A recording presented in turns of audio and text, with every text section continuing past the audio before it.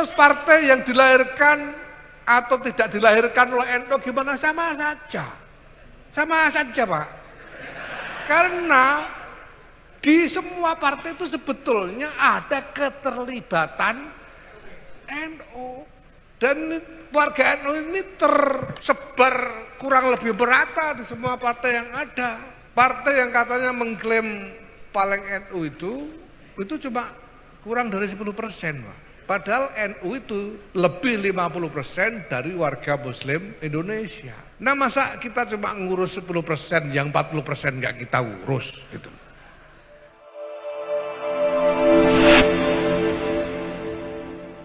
Ini yang pertama. Kemudian soal parpol dilahirkan NU ini ya, ini tadi betul Gus Sekjen tadi. Ini yang bingung warga apa yang nanya gitu. Atau pengurusnya. Sebetulnya ya, kalau kita ini mau baca saja keputusan-keputusan muktamar itu, enggak akan ada orang bingung.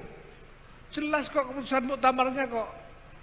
Jangan baca itu rumusan tentang Khitoh Nahdiyah hasil muktamar ke-27 1984 di situ Pondok. Jangan baca itu keputusan 9 pokok pedoman berpolitik bagi warga Nahdlatul Ulama. Hasil muktamar ke-28 1989 di Krapyak, Yogyakarta. Ada semua, tinggal baca dan jelas, tidak butuh syarah sudah. Sampai cari, sampai baca gitu. Intinya itu sederhana juga, jangan gunakan NU sebagai lembaga untuk politik praktis. Itu tok. Sampeyan itu mau kampanye partai apapun namanya, asal tidak pakai lembaga, tidak masalah.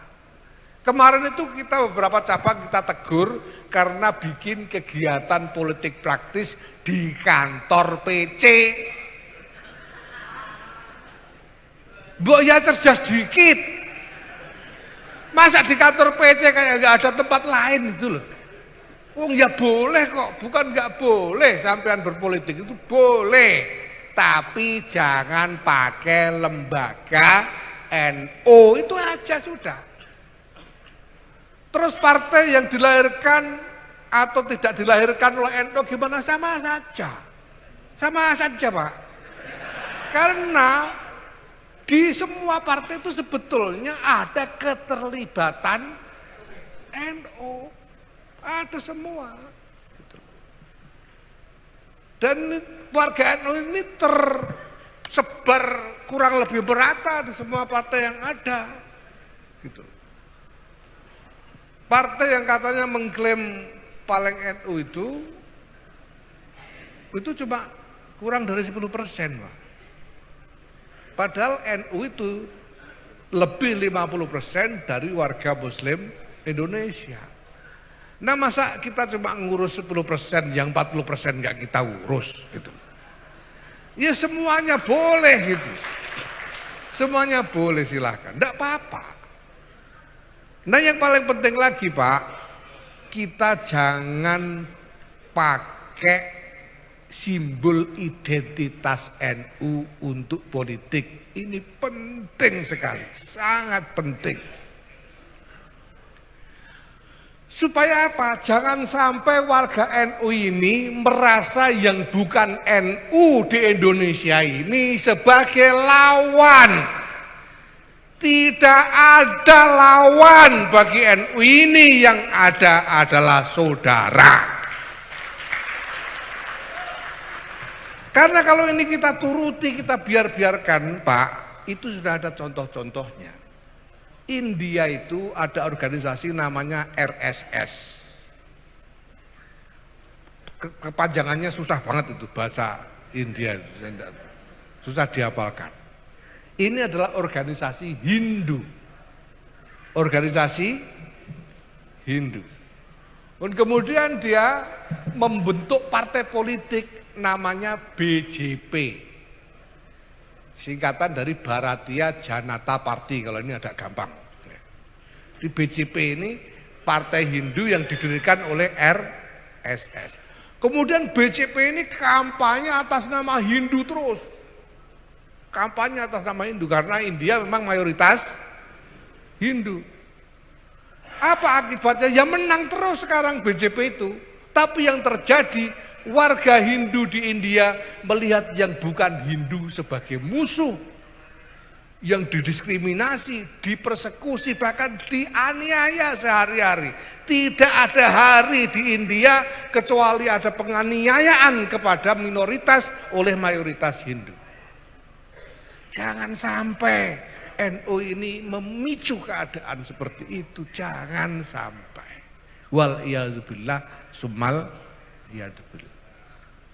Loh itu kan Hindu, kita kan Islam. Siapa bilang Islam tidak bisa begitu? Lihat Nigeria. Nigeria juga sama. Padahal muslimnya itu cuma sekitar 65%. Tapi dipakai untuk politik habis-habisan. Akibatnya warga yang muslim sampai ada gerakan mengharamkan semua yang berbau barat, itu yang menyebut dirinya Boko Haram. Barat itu haram. Sehingga Kristen haram, apa-apa haram. Dan Nigeria terjadi penganiayaan harian setiap hari. Bukan cuma dianiaya, dibunuh, diculik, diperdagangkan minoritas di Nigeria ini oleh mayoritas Muslim. Jangan sampai kita memicu yang sama di Indonesia ini. Hanya cuma milik keuntungan mendapatkan jabatan-jabatan di dalam politik di Indonesia ini. Wal iyadzubillah summal iyadzubillah. Saya bilang sama teman-teman, lo kita ini lo ikut-ikutan rebutan jadi presiden nyari apa? Wong kita tidak punya perusahaan yang butuh perlindungan pemerintah juga gak ada. Yang paling top itu perusahaan Wong Solo punyanya Ki Anwar. Enggak sampai konglomerasi besar yang tidak ada kepentingan kita terhadap politik Indonesia selain keselamatan bangsa dan negara. Nah kemudian soal menempel kemuliaannya ini, menempel kemuliaannya NU, menempel pada kemuliaannya. Kenapa saya tidak khawatir? Karena saya yakin, hakul yakin bahwa NU punya nasib mulia. Dan karena kita menempel kepada NU, maka nasib kita pasti nasib mulia, insya Allah. Mulianya dunia atau akhirat ya terserah Allah Subhanahu Wa Taala, gitu saja sudah. Pokoknya mulia. Gitu. Kita nempel kok. Sekarang kertas koran itu saja dipakai buntel terasi ya jadi terasi, tapi kalau dipakai samaknya muskaf, ya tidak boleh dipegang kalau tidak wudu. Orang tidak boleh menyentuh kita tanpa berpikir tentang kehormatan NU. Nah lalu gimana kalau ada orang melihat NU sebagai aset manfaatkan? Sudah ada aturan kok, ada ADRT, ada perkum macam-macam. Apa kesalahan yang harus disanksi, sanksinya apa? Sudah ada semua, tinggal kita jalankan. Yang kita butuhkan adalah disiplin mengikuti apa yang ada dalam aturan itu. Lepas dari perasaan kita. Kadang-kadang kita merasa kok cuma begitu, kok kurang serem misalnya begitu ya. Ya tapi kalau peraturannya begitu mari kita ikuti saja. Gitu. Makanya saya selalu bilang ini harus ada konsolidasi nasional, semuanya harus disiplin mengikuti aturan secara nasional. Mekanisme-mekanisme, tata cara dan sebagainya, termasuk agenda-agenda dan program-program. Gitu. Nah kalau ada yang merasa punya gagasan lebih baik dari apa yang tertuang di dalam aturan-aturan itu, ya tunggu ada perubahan aturannya. Perjuangkan di muktamar nanti, tunggu 5 tahun lagi gitu loh. Kalau ada yang tidak sudi punya ketua umum saya, tunggu 2027 gitu loh. Kan enak kita ini.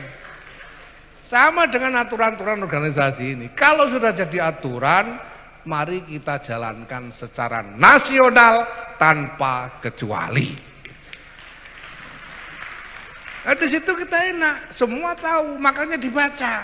ADRT dibaca, Pergub dibaca.